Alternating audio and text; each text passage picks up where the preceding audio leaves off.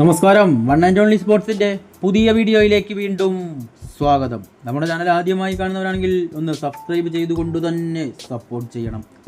Asia കപ്പിൽ പരിക്കേറ്റ star allrounder ഓസ്ട്രേലിയക്കെതിരെ കളിക്കില്ലെന്ന് report. ഇടതുകാലിനേറ്റ പരിക്കാണ് താരത്തിന് തിരിച്ചടിയായത്.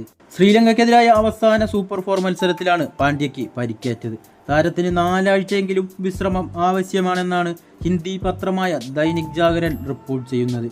അതിനാൽ തന്നെ ഓസ്ട്രേലിയക്കെതിരായ ഏകദിന ടീമിൽ ഉൾപ്പെട്ടേക്കില്ലെന്നാണ് വിവരം. പരിക്കിൽ നിന്നും മുക്തനായാൽ ഓസ്ട്രേലിയക്കെതിരായ T20 മത്സരങ്ങൾക്കുള്ള ടീമിൽ താരം കളിച്ചേക്കുമെന്നും റിപ്പോർട്ടുണ്ട്. ഒക്ടോബർ 19 മുതലാണ് ഓസ്ട്രേലിയക്കെതിരായ പരമ്പര സ്റ്റാർട്ട് ചെയ്യുന്നത്.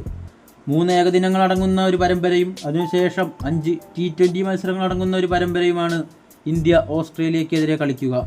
നവംബർ 8 വരെ ഓസ്ട്രേലിയയിൽ വെച്ചാണ് മത്സരങ്ങൾ നടക്കുക. ഇനി പുറത്തുപോയി അങ്ങനെ സമ്പാദിക്കേണ്ട. ഏഷ്യ കപ്പ് തോൽവിക്ക് പിന്നാലെ പാക് താരങ്ങൾക്കെതിരെ കടുത്ത നടപടിയുമായി പാക് ക്രിക്കറ്റ് ബോർഡ്.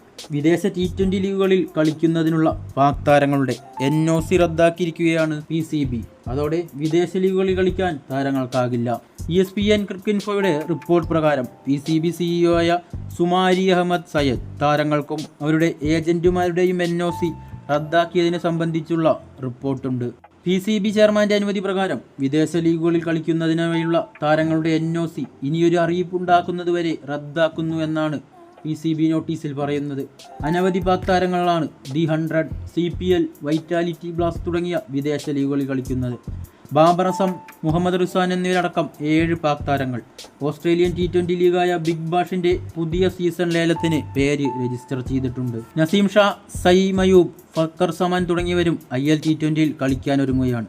ഈ ഒരു നിയമത്തോടെ വിദേശ ലീഗുകളിലെ താരങ്ങളുടെ ഭാവി അനിശ്ചിതത്വത്തിലാകും. വീഡിയോ ഇഷ്ടമായാൽ ലൈക്ക് ചെയ്യാനും ഷെയർ ചെയ്യാനും മറക്കരുത്. അപ്പോൾ മറ്റൊരു വീഡിയോയുമായി കണ്ടുമുട്ടാം. Good bye.